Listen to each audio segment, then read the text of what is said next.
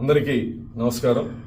గత 2 రోజులుగా YSR Congress party social media కొన్ని యూట్యూబ్ ఛానల్లో నేను భగవద్గీతని అగౌరవపరిచినట్లు, హేళన చేసినట్లు అసత్యపు ప్రచారాలు చేయడం జరుగుతూ ఉంది.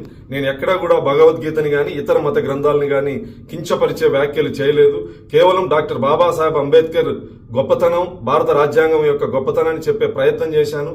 భగవద్గీత, ఖురాన్, బైబిల్ వల్ల మా జీవన ప్రమాణాలు మెరుగుపడలేదు, కేవలం రాజ్యాంగం వల్ల దళితుల జీవితాల్లో మెరుగుపరిచాయని చెప్పి చెప్పడం జరిగింది తప్ప నేను ఎక్కడా భగవద్గీతను కించపరిచే వ్యాఖ్యలు నేను చేయలేదు.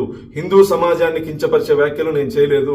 కేవలం ఆంధ్రప్రదేశ్లో ప్రస్తుత పరిస్థితులు, తుఫాను ప్రభావిత ప్రాంతాల్లో గౌరవ ముఖ్యమంత్రి గారు చేస్తున్నటువంటి కార్యక్రమాలు, ప్రజలు హర్షం చేస్తున్నటువంటి పరిస్థితుల్లో కేవలం డైవర్షన్ కుట్రలో భాగంగా YSR Congress party social media చేస్తున్నటువంటి అసత్యపు ప్రచారం.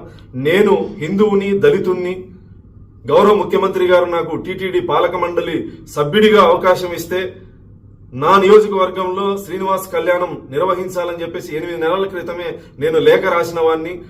గౌరవ ముఖ్యమంత్రి గారు 5,000 గుళ్ళు నిర్మాణం చేయాలి అని చెప్పేసి టీటీడీని ఆదేశిస్తే ఎక్కువ శాతం దళితవాడల్లో ఈ దేవాలయాలు నిర్మించాలని చెప్పేసి నేను టీటీడీకి విజ్ఞప్తి చేసినటువంటి వాడిని.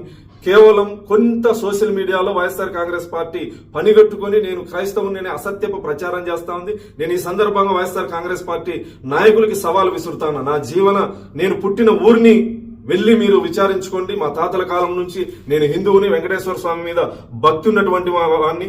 మీ కరుణాకర్ రెడ్డి లాగా ఇంట్లో ఒక మత ఆచారాన్ని ఆచరించి, క్రైస్తవ మతాన్ని ఆచరించి పదవి కోసం బయట హిందువులా డ్రామాలు ఆడేటువంటి వ్యక్తిని కాదు. నేను హిందువుని, దళితుణ్ణి, వెంకటేశ్వర స్వామి మీద నమ్మకము, భక్తి ఉన్నటువంటి వాడిని. దయచేసి నా హిందూ సమాజం వైఎస్ఆర్ కాంగ్రెస్ పార్టీ చేసేటువంటి కుట్రలో భాగస్వామ్యం కావద్దని చెప్పేసి ఈ సందర్భంగా విజ్ఞప్తి చేస్తూ, భగవద్గీతను నేను కించపరిచానని మీ మనోభావాలు దెబ్బతింటే నేను ఒక హిందూ సోదరుడిగా నేను మిమ్మల్ని క్షమాపణ అడుగుతాను. ఫాలో చేయొచ్చు కదా అండి ప్లీజ్.